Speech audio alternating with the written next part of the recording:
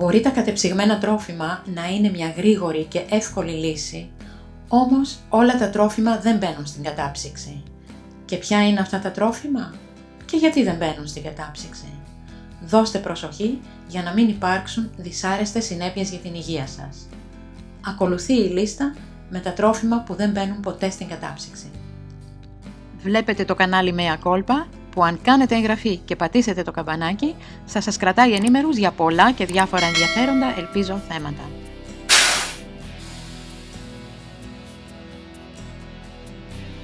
Είναι εντελώς αχρίαστο να καταψύχετε φαγητό σε κονσέρβα. Αυτές οι κονσέρβες έχουν ήδη αρκετά συντηρητικά, κάτι που σημαίνει ότι δεν χρειάζεται να τις καταψύξετε. Επιπλέον, αν βάλετε μια κονσέρβα στην κατάψυξη, είναι πιθανό να ανατιναχθεί.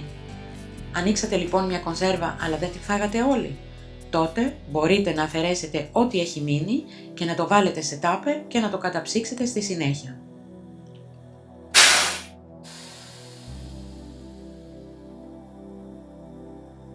Οι πατάτες δεν θέλουν πολύ προσοχή, αλλά αν τις βάλετε στην κατάψυξη, μάλλον θα απογοητευτείτε με το αποτέλεσμα. Οι πατάτες που δεν είναι μαγειρεμένες θα πάρουν μια κοκόδη εμφάνιση και δεν θα αρέσουν σε κάποιον που προτιμάει τις καλές γευστικές πατάτες. Απλά βάλτε τις σε ένα σκοτεινό ντουλάπι.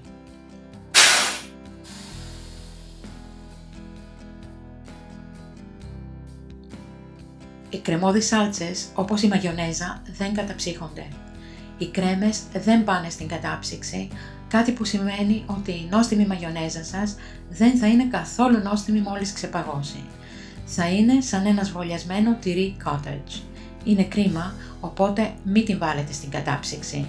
Για τη μαγιονέζα και τις πάμπολες χρήσεις της έχουμε φτιάξει χωριστό βίντεο, τον σύνδεσμο του οποίου θα βρείτε κάτω από τούτο το βίντεο.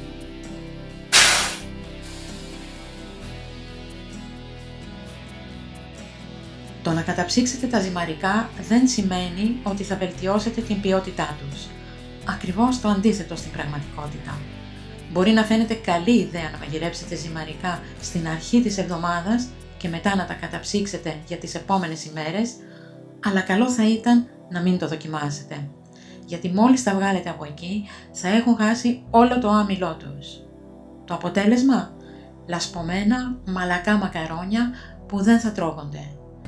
Μπορείτε όμως να φτιάξετε την σάλτσα και να την φυλάξετε και την επόμενη φορά απλά να βράσετε μακαρόνια.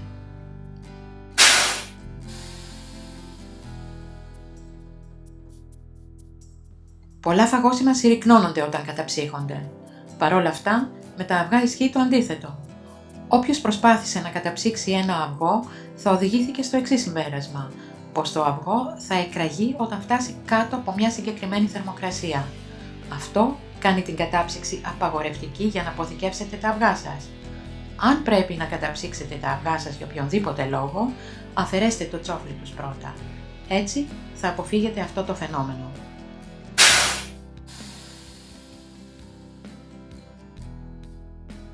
Το τυρί και ειδικά το μαλακό τυρί, καλό είναι να αποφεύγετε να το καταψύχετε. Κομματιάζεται εύκολα, με αποτέλεσμα να είναι δύσκολο να το κόψετε. Το τυρί που θα βάλετε στην κατάψυξη θα χάσει την υφή του.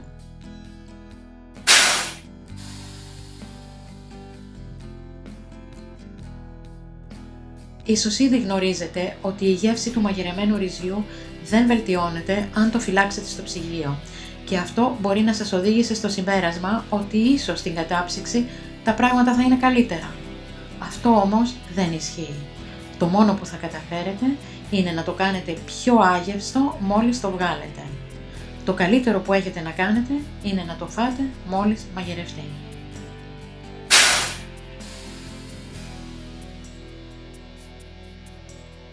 Η πολύ χαμηλή θερμοκρασία της κατάψυξης θα ξεράνει τον καφέ σε όποια μορφή και αν είναι.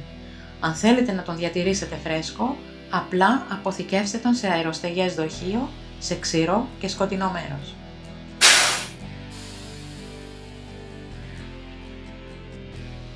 Όταν το κρέας αποψύχεται σε θερμοκρασία περιβάλλοντος, αρχίζουν να αναπτύσσονται στην επιφάνειά του βακτήρια. Αν όμως το καταψύξουμε ξανά, αυτά τα βακτήρια που αναπτύχθηκαν κατά την απόψυξη παραμένουν.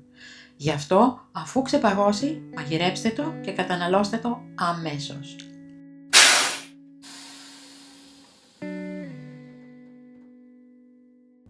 Όλα τα φρούτα και τα λαχανικά που περιέχουν μεγάλη ποσότητα νερού δεν μπαίνουν στην κατάψυξη, αφού όταν αποψυχθούν θα χάσουν το σχήμα και την υφή τους.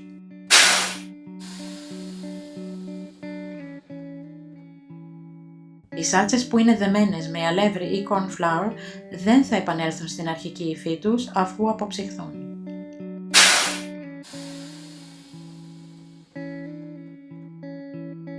Εάν αποψύξατε φαγητό αλλά δεν το καταναλώσατε αφού το ζεστάνατε, μην το καταψύξετε ξανά.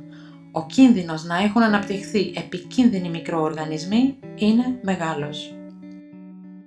Αν θέλετε να δείτε κι άλλα κόλπα και χρήσιμες πληροφορίες σε διάφορα θέματα, επισκεφτείτε τον ιστότοπό μας που είναι το Mea Culpa.